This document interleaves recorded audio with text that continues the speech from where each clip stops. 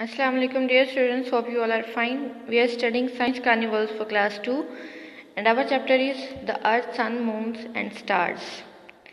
आज हम लोग इसमें टॉपिक जो है हमारा मून एंड स्टार्स इसको पढ़ रहे हैं। देखिए पहले हम इसकी रीडिंग करते हैं। The moon is much smaller than the earth. Moon चांद मच स्मॉलर बहुत ज़्यादा छोटा है देन द अर्थ। ज़मीन की निस्बत चांद जो है वो बहुत छोटा है। It moves around the earth और ये ज़मीन के इर्द गिर्द घूमता है।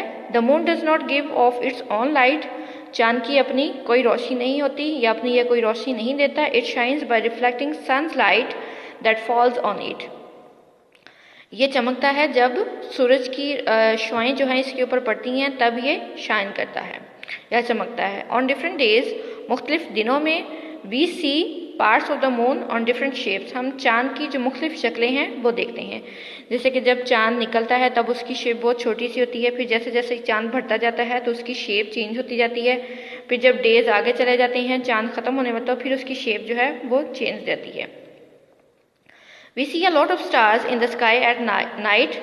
हम रात को आसमान पे बहुत ज़्यादा सितारे भी देखते हैं। We can not count the numbers of stars.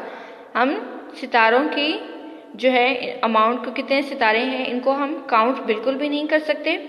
They are large in size but look small as they are far away from us. ये साइज में बहुत ज़्यादा बड़े हैं लेकिन हमें बहुत छोटे नज़र आते हैं क्योंकि ये हमसे बहुत ज़्यादा दूर हैं। Stars are seen in clusters. Stars को हम क्लस्टर या झुरमुट में भी देख सकते हैं। कभी आपने आसमान पे देखा होगा कि वैसे तो सितारे अलग अलग होते हैं, एक या दो होते हैं। कभी एक जगह पे बहुत ज़्यादा इकट्ठे होते हैं, 6, 7 या 10, 12 इतने सितारे जो हैं वो इकट्ठे होते हैं, उनको क्लस्टर्स कहते हैं। इसके साथ है the moon is our nearest neighbour in the sky. Nearest मतलब नज़दीकी, नेबर हमसाया। हमारी ज़मीन का जो नियरेस्ट नेबर है वो क्या है? मून है। आसमान पे हमारा जो नियरेस्ट नेबर है वो मून है। तो ये आप लोगों ने इसको याद कर लेना है और इसकी असाइनमेंट तैयार करके इसको सबमिट करवाएं। Thank you. अल्लाह हाफिज़।